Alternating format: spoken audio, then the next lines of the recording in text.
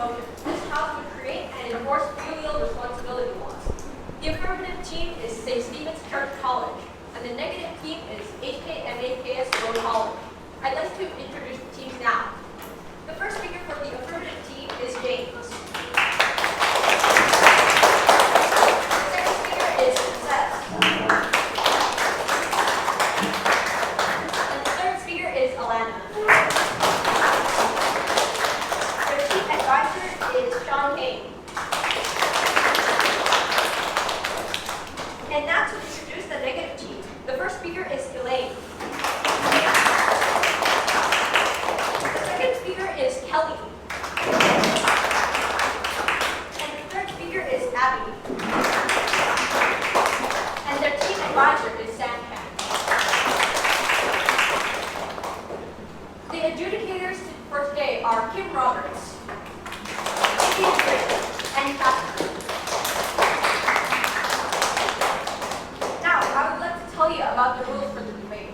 Each speaker must wait for the bell to ring before they start speaking. Also, each of the speakers can speak for a maximum of 3 minutes and 15 seconds. There will be one warning bell after 2 minutes and 30 seconds. There will be 2 bells at 3 minutes and 5 bells at 3 minutes and 15 seconds. The speaker must then stop, otherwise he or she will be penalized. Now, to start the debate, the first speaker of the affirmative team, James. Please.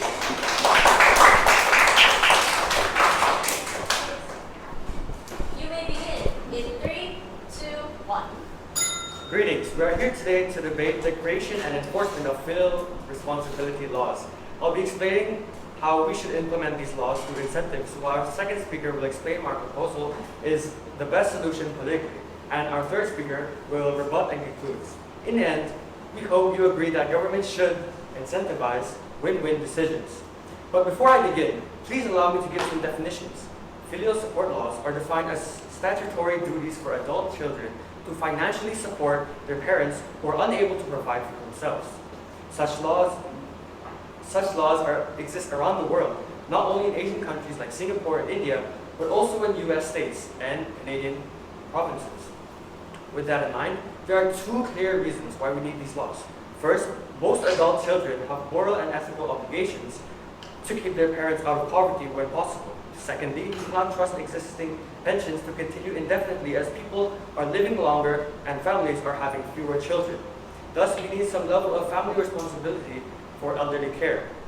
But we acknowledge that forcing it on every family would be difficult. Some families have fractured relationships due to a wide range of reasons, or are simply very poor themselves. But we want to reiterate that a vast majority do have a moral and ethical obligation to help not just the elderly, but any family member when they are unable to take care of themselves. Which is why we are for giving financial incentives to families who do take care of their parents. In particular, one measure that would greatly benefit the families fiscally and emotionally would be promoting multi-generational housing. This is when families essentially share a property but each have their own private space. It will help remove a wide range of issues, including reducing elderly poverty and providing affordable housing for families, while incentivizing families to have more children. This is because multi-generational housings reduce the cost of living for everyone in the household as they share expenses and responsibilities. Governments could do this by moving families to the top of the list to get public housings or provide interest-free mortgages. By accepting an incentive, the adult parents would become legally responsible for maintaining their parents.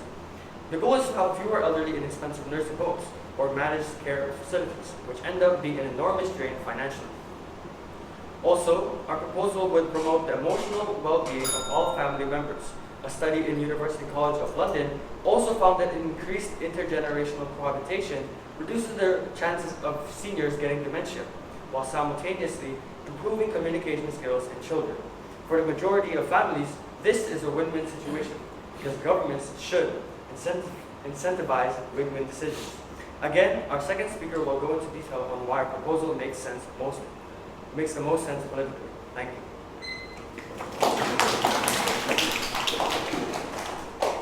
First affirmative has used 2 minutes and 58 seconds. No remarks will be deducted.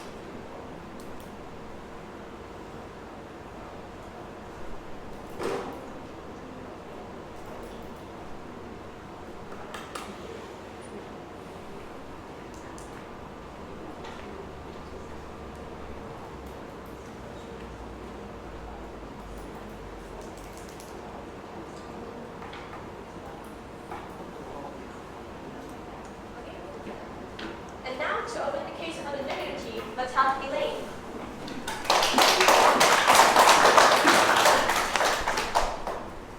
You may begin in 3, 2, 1. Good afternoon. Our seminar is filial piety is a moral choice, not a moral obligation. I will tell you why filial responsibility does not exist. Speaker 2 will explain why the law is harmful. Let's start with rebuttals. The affirmative claim says, as the parents are protected by the laws, the birth rate will increase.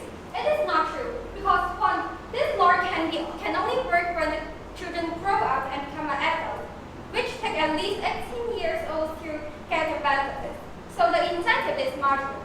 2. When the children suffer under this law, they don't want their descendants to continue this vicious cycle. So they will choose not to have children and the birth rate will decrease. 3. Increasing birth rate is not a power right good enemy.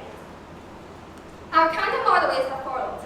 The government will earmark portions of the tax revenues for the welfare of the aged and develop large communal infrastructure such as psychological support through counseling, communal centers, and healthcare services for them. Now to my arguments. First argument. Most adult children love their parents. Firstly, adult children develop an emotional bond with their parents when they interact with their parents who love them. Secondly, butt tires is seen as the only infungible relationship and cannot be cut. Thirdly, society pressures children to respect their parents. Therefore, most children are filial, and only those with neglectful parents are not. Second argument, filial responsibility is not a moral obligation. Firstly, parents decide their children's birth without consent. Professor Derek Banneker from the University of the Cape Town said, parents make the decision to have the children on their own. Their existence is solely a moral contract between the parents. Secondly, benefiting from the parents does not confer a reciprocal obligation on the children. Obligations are consent to, and children did not consent to them as they could not consent to their own birth. Therefore, parents that make a one-sided decision to bear a child with no right to expect to be paid back. Third argument. Even if a moral obligation exists, it is thwarted through the relations. 1. Many parents cannot provide for their children, who live in destitutions, divorced of education and resources. 2. Many parents are emotionally active, have a busy work life, or are bad at interacting with their children. They are absent from the children's upbringing. 3. Some harm their children through neglect, verbal abuse, and marital infidelity. Even if moral responsibility is reciprocal, neglectful parents could not demand filial piety. We proudly oppose. Thank you.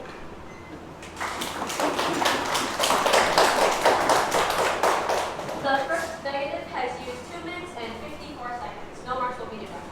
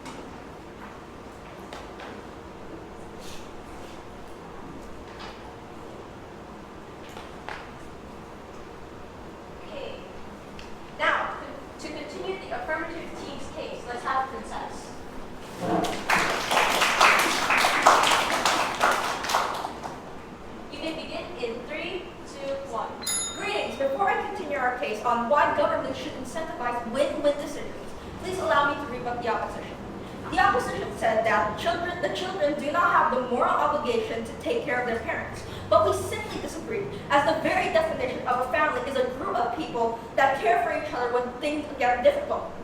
This applies to both when they are very young and when they are very old. And this is increasingly important as pensions are projected to have financial problems in the not too distant future.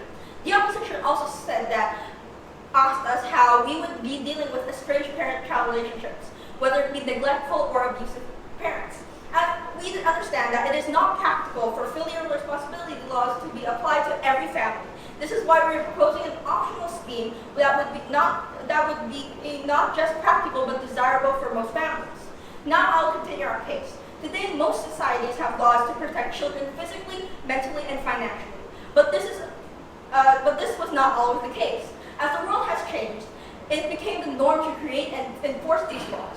With issues like increasingly aging populations and fewer children, we are facing a similar situation with the elderly, and we must do something. Some might argue that we should simply raise the retirement age, but that is difficult at best, if not political suicide. Protests have erupted in France this year over the proposal to raise the retirement age from 62 to 64 years old, and in America, proposing to raise the retirement age will surely get senior citizens who have very high voter turnout to vote against the politician with passion. This is why we are proposing subsidies, which would be beneficial to the families as a whole and would be cheaper than putting them in expensive nursing homes or managed care facilities. In fact, the Pew Research Center found that saving money was the #1 reason families are increasingly living in multi-generational housing. In fact, in the U.S., the percentage of families doing so has quadrupled since 1971. In the UK, it has risen over 38% over the past 10 years, showing that it's increasingly acceptable even in Western countries. Additionally, they found that of all housing situations, the multi-generational housing segment had the lowest rate of poverty. This was especially true for elderly, as only 8% in the U.S. that are living in multi-generational housing are in poverty, compared to the national average of 13%. Plus, it would aid most everyone emotionally. It would make it easier for the elderly to help with things like childcare, cooking, or cleaning. This would help reduce stress on adults having children themselves. But more importantly, it is ethically and morally the right thing to do. We must look out for our family members. In short, our option is the best politically as it provides an incentivized choice to do the right thing, helping provide for our families. Again, the government should incentivize win-win decisions, and this motion must stand. Thank you. The speaker has used 3 minutes and 2 seconds. No marks will be deducted.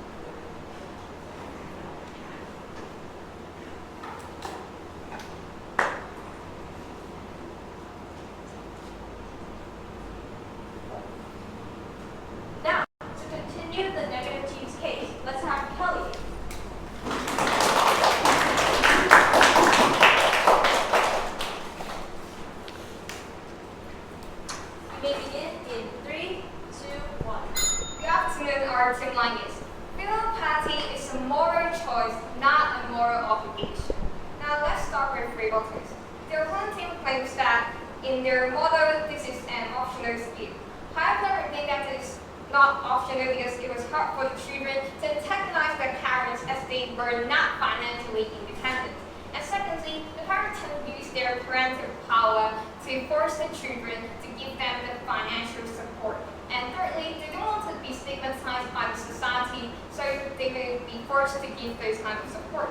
And secondly, the opponent team claims that the law is beneficial because it can give some financial support. However, some of the benefits still exist without this law because if parents are really that caring about their children will have a sense of appreciation and will most likely take care of their parents in return. So the benefits is not exclusive to their side, and the extra benefits they get are way smaller than what they just claimed. Now to my first argument. The government should provide for the parents. 1. The parents pay taxes throughout their life for governmental services such as elder welfare. 2. The government can build large communal infrastructure shared by aging parents. The health care the government provides by building a hospital is better than the child can provide. 3. The motion creates the perception that the problem of aging parents is solved and reduces political critical mass to support elder welfare. The comparative is, if the motion passes, the government passes the basis for children, and the parents get worse welfare than if the government provides for them directly. Now to my second argument. Parents can take care of themselves. 1. Most parents are rational adults who have saved up enough money for retirement. 2. They can still receive pensions and social welfare. The impact of this argument is that the motion does not increase the ability of most aged parents to take care of themselves. Instead, when the government pulls off its responsibility to provide welfare to children, the parents can access fewer resources. Third argument. The law will increase children's financial burden. If adult children face problems such as high housing prices, low wages, and inflation. Also, according to the World Bank, the fertility rate for Japan in 2020 is 1.34 births per woman. That means in most cases, one child needs to take care of 2 parents. Besides, adult children have their own families and they can support themselves and the children. The impact is that this increases their financial burden. They have less savings, so they will have to reduce the expenditure on their own children. And when they get old, they will shift this burden to their children, creating a vicious cycle. We probably oppose. Thank you. The speaker has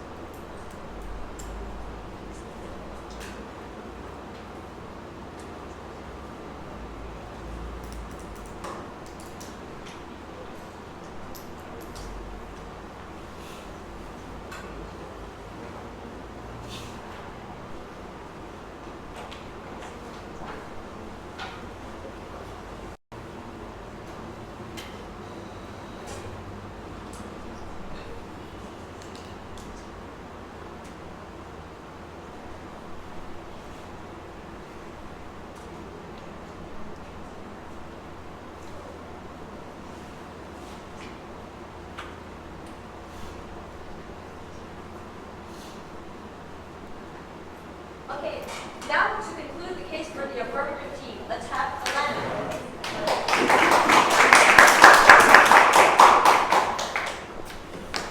You may begin in 3, 2, 1.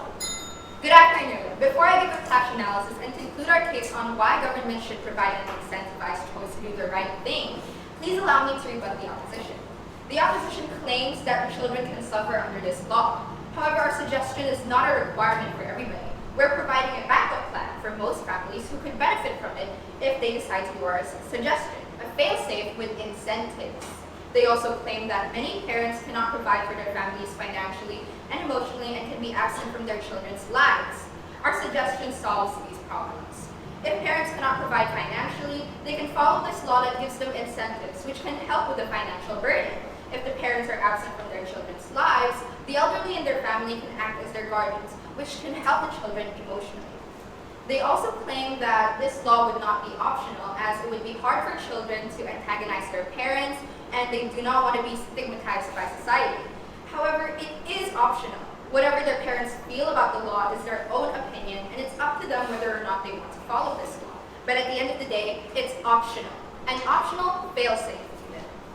Now I will give a clash analysis.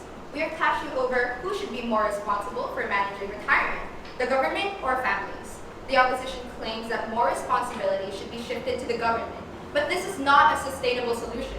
As we mentioned earlier, people are living longer and families are having fewer children. So any proposal like raising the retirement age would have to be massive in order to be financially sustainable. This, however, has proven to be a hot-button issue with protests breaking out in France this year.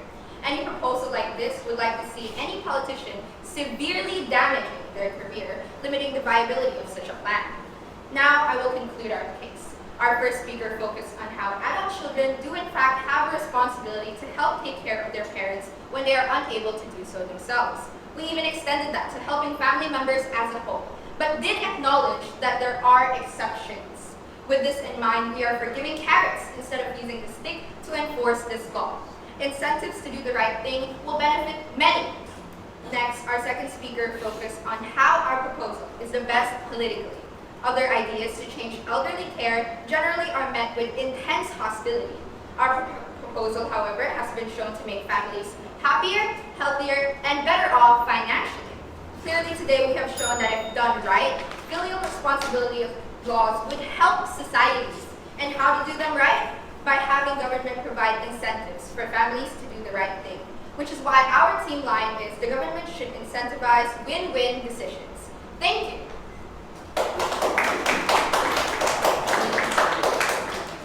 The speaker has used 2 minutes and 46 seconds. No marks will be deducted.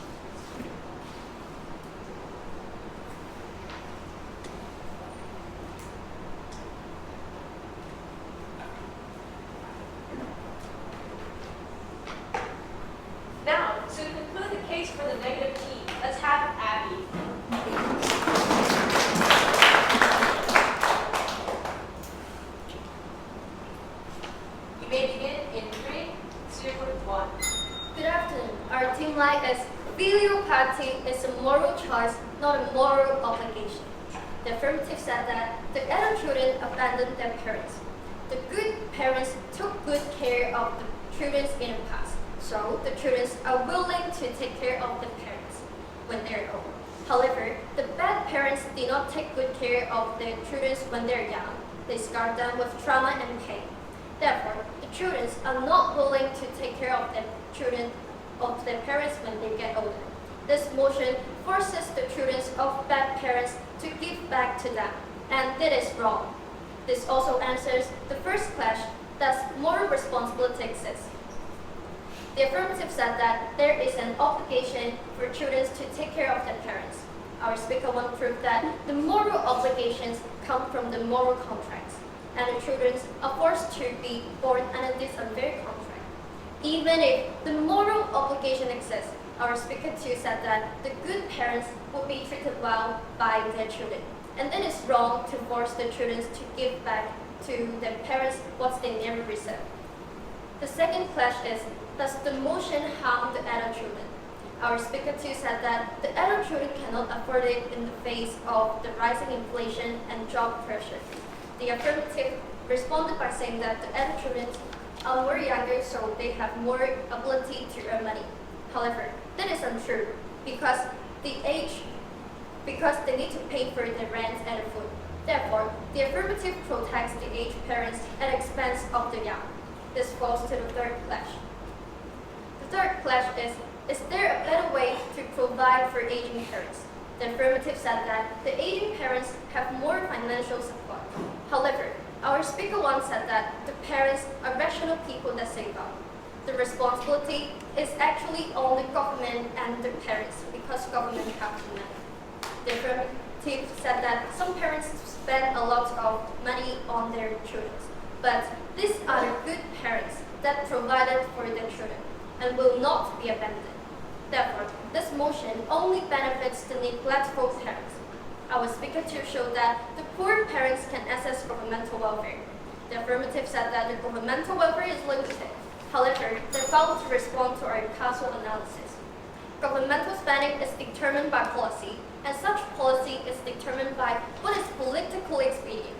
Thus, the governments can cut welfare spending if the motion passes, as they can pass the burden on to adult children. Absent this motion, governments have no excuse to scale back spending. Thus, the affirmative loses the debates because the aged parents lose access to welfare infrastructure on the debt side. Our speaker two proved that the aged parents have the right to demand welfare as they pay for it with their taxes. Hence, the motion must fall. Thank you.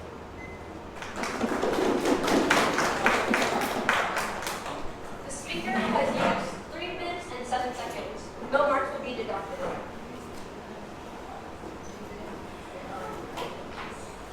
That concludes the debate arguments. Now we will have a short break while the adjudicator decides the results. The adjudicators can deliver the results. Thank you. So we have divided up the responsibilities of how we'll give feedback. So I will provide feedback for affirmative speaker 1 and the negative speaker 1, and then my colleagues will do so for the rest of the speakers. So let me just start with affirmative speaker 1, so that is James. So James, what I noted here was you had 2 main points. You said that there was a moral obligation for young people, children, to look after their parents.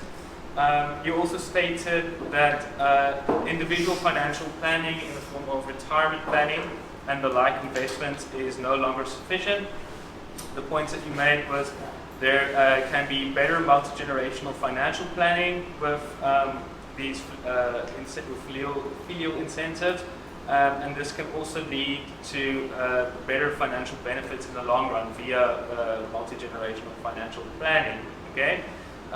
Some of the points I made in terms of your overall delivery, I thought there was a really good engagement with the definition. I thought your speech had a very good structure.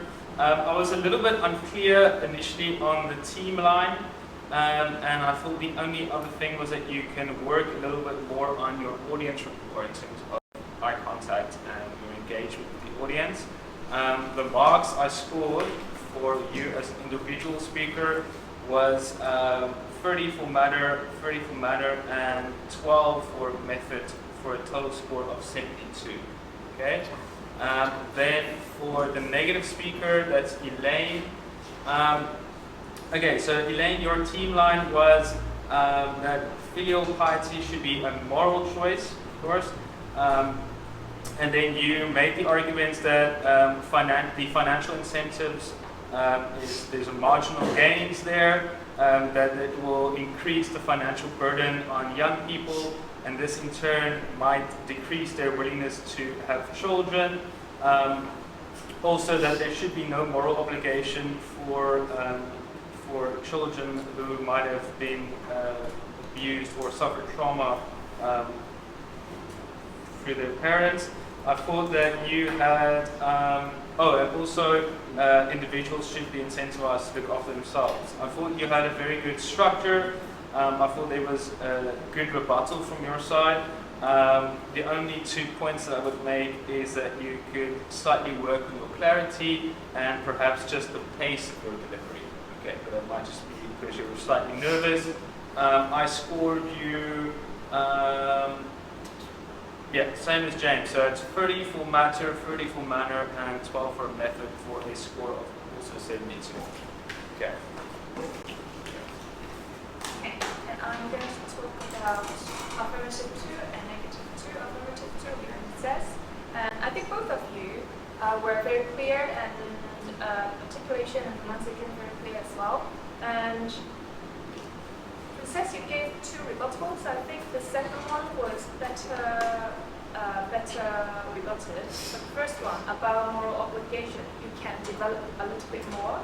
And then I also want to ask one question, because you gave us a lot of statistics and also data, and they are all very relevant. But then at the end of the day, I still don't understand. You are trying to tell us that you are going to give a lot of subsidies, but do you have a concrete plan to get the money?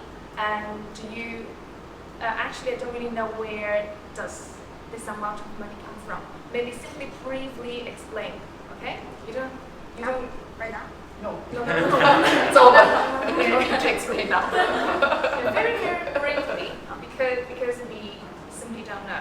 And then Kelly, I think, let me see, you rebutted on the optional scheme, and also the second would be how the law would not be as influential, or the impact not as big as expected, because a lot of benefits already exist without the law.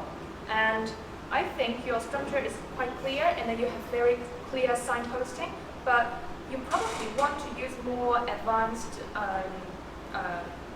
cohesive ties in order to organize your speech. Right now it will be very, very clear, but sometimes you may need something that it's very catchy and slightly more impressive. Okay? And also you mentioned that parents can access fewer resources, but you didn't explain enough to me. Okay, so maybe slightly more explanation. And you also mentioned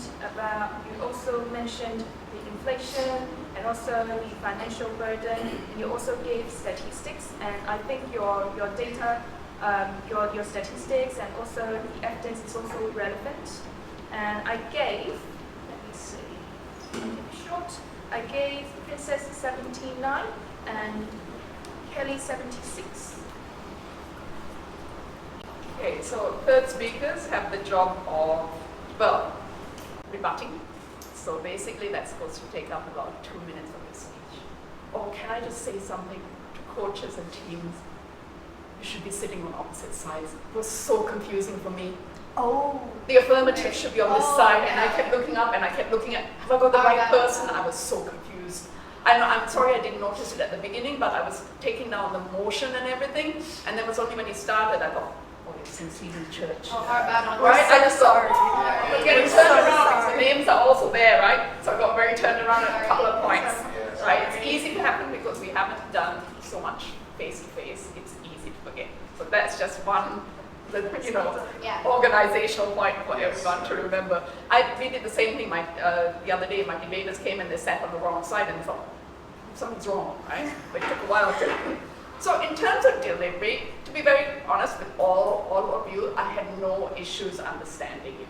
You know, some might be a bit stronger, some might sound more confident, but I'm very happy to say that I had no issues understanding in terms of clarity and your delivery of speech, right? Very clear, and even, I mean, you're not going to memorize the speech. I mean, it's very difficult. I mean, people talk about eye contact, etc. How much time have they got? Really, right? To be very honest, you're students, you're busy.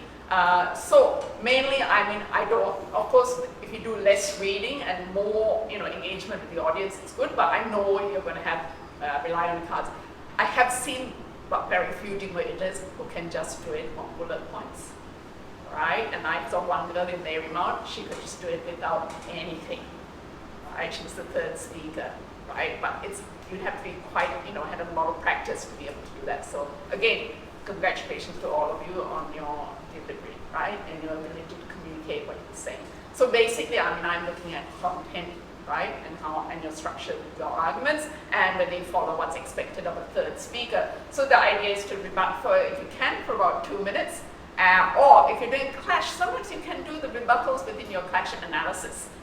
Some debaters are very good at doing that. The hard thing with a clash analysis is you actually have to think on your feet. Well, you can try and guess what your other team is going to say, because you will have an idea, but it is actually a real talent to be able to listen and pick the main clashes. So as third speaker, you came out very confident, and I think that not fail-safe with incentives, because you were saying there's an option.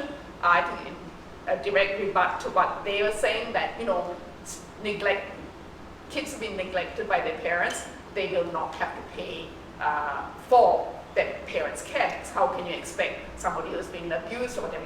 I think that your whole team could have done a little bit more with that, but I know there's a lack of time and space, right? To really drive home that point, to really show that there's an exclusion in the model for a very good reason. Sometimes excluding or giving an option can make your case weaker. So you have to really be careful when you take that tack. But if it's justified, as in this case, because actually my teams a while ago, last year, the year before, we had this debate as well, right? So we did quite a lot of research on that, right? So that is and can be an option, but you'll be careful in debates, because this is a policy and a change, debate. You're changing the status quo. Some countries do not have that, already have, where in Singapore, where kids are expected to take care of the kids, but generally this is what we call changing the current situation. That type of policy, a change debate, right? So I felt, so I think you did that, but you used 246, which is kind of a little bit short for a third speaker, right? So the third speaker should be trying to a minimum 3 minutes, right? So that means a little bit more substance. And I felt you started off very well on the clash, because the main clash is it the government's responsibility or individuals in society to take care of people who are getting older, parents, who are getting older, really. That is one of the main clashes, and that you brought out. But then suddenly, clash to me, kind of this clash analysis stopped a little bit short of what I would have expected. Maybe picking up on another point that they were saying, if the government already, why are they even implementing this law, right? Because the burden on the government is too high. Right? So you need to take away some of that pressure from the government. No longer can governments, especially places like Japan, continue to support, right, the number of aged care. This is one of the main reasons, right? So, and then I think your summation was fine, and I like the carrot. I mean, obviously, I'm not into catchy. I mean, I like team lines because they help me also with the structure, and if it's catchy, easy to remember, and really drives home your point. Some adjudicators love, the use of idioms or catchy phrases. I'm not really into that, but I think you use the carrot and the stick thing quite well, right? So, and I think one of your main issues in your thing is of course, you want a politically stable society, and so that by implementing these laws, you keep the stability and keep governments in power. That seems to be one of your main messages as well, right? Third speaker, Abby.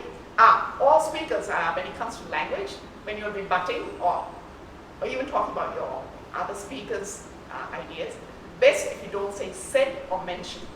Use stronger language. Argued, the opposition argued, the opposition claimed, rather than said or mentioned.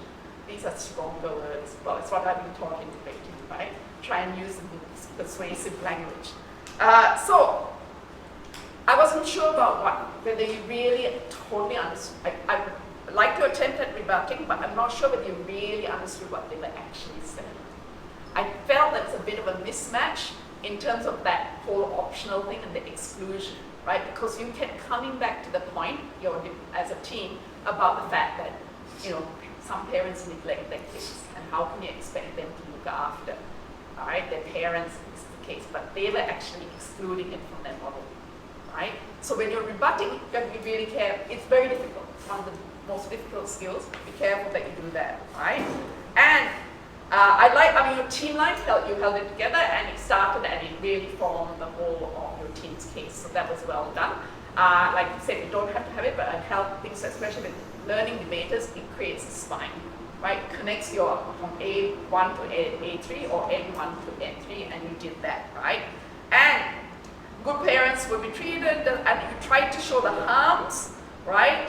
The expenses, the pressure, inflation, the expense, and you did your clashes like as you went through, almost as like you were doing like a clash and summary together. It can work, but some adjudicators might not like it. I didn't like it, right? Okay, and you try to say it only benefits neglectful parents, right? But parents who neglected their kids, that was one of the main things. Aged parents lose, they have the right to demand welfare as they have contributed to the economy. I think this was a strong point, and maybe your case could have actually focused on that, right? They've been paying taxes. Shouldn't the government return the favor, right? So, so basically, that's my thing. If I'm looking at the overall team case, okay, it's more like for learning than anything else. So if I'm not picking holes for I'm just picking out things that you may need to be careful with in future debates, right? So if you're going to use a team line, so the affirmative, I felt that wasn't really pushed for until you said it. You don't have to use the words our team line. Actually, you should not use it. If your team line is effective and the way you use it, you should not have to say the words our team line, right? But it should appear minimum twice. I use the rule of 3 and say it appears 3 times in our speeches. Some judges don't like that, right? Some adjudicators. But yes, so, and your team line was right from start to end. You were trying to prove, it was proving your case, right? You presented a model, but what is your model? Right? No, but that was not a good question, right? And then how would it be implemented? You said, talk about financial incentives. Where is this money coming from, right? And what are the financial incentives? And another thing, what's one of the key words there? Enforce.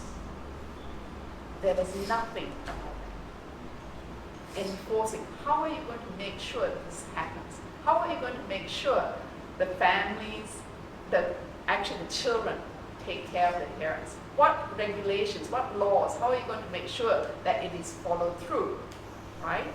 So, I know there's not much time in your speeches to explain all this, but if you use a model, right, you need to. And I was interested in both sides in that you didn't really use case examples. I don't know, sometimes it can help in terms of evidence, right, to support what's happening in another country and how it could work, in other places. And so, having said that, you still had a very clear structure that we could follow right from start to finish. The connection was there between the speakers, very good connection between A1, A2, and A3, right? That was very clear and easy to follow. And for the negativity, if they say these things in generalities, their argumentation will stand unless you attack it. So even if there are weaknesses in their side, if you don't attack it, we have to believe that their arguments are correct, right? So that's where the rebutting, and also you mentioned the counter model at one stage. I was waiting for it. You started off and then it was part of a rebut, and then it didn't really happen again, right? So again, but then again, they didn't attack that either, right? So, and I felt that sometimes generalities, you have to be careful with saying, because of this will happen, this will happen. It doesn't always logically follow through. So that applies to any type of argumentation, right? You have to have some sort of proof in the pudding. So, yes. Now, alternative is you're saying that government should fund, people have worked hard, right? They worked hard for the society. The government should, look after the elderly. But isn't the reason that they're having this motion is because the burden is too heavy on the government? Right? Because now government's just kind of cold with elderly care, right? So that's one of the other, but again, all I'm saying is that I felt like your cases were very structured, easy to follow and understand, right? But if you're debating again, these are the sort of things you be careful of when you use models, right? And speaking in generalities. It applies to both. Who would like to announce the winner? First we have best speaker. Actually, we all agreed on best speaker, right? Would you like to announce it? The best speaker goes to Princess.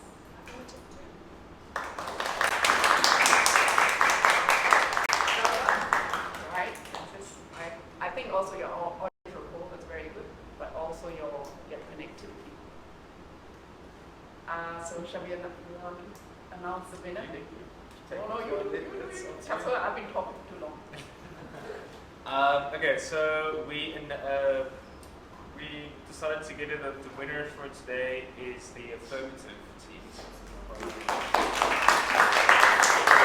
As always, it's close. It was really close. And we have to award a winner to one team, and congratulations the negative team as well. Probably kind of hard to be on the negative maybe on this one, Yes. because morally it's easier to side with maybe the negative, the affirmative. Right? Yes. Yes.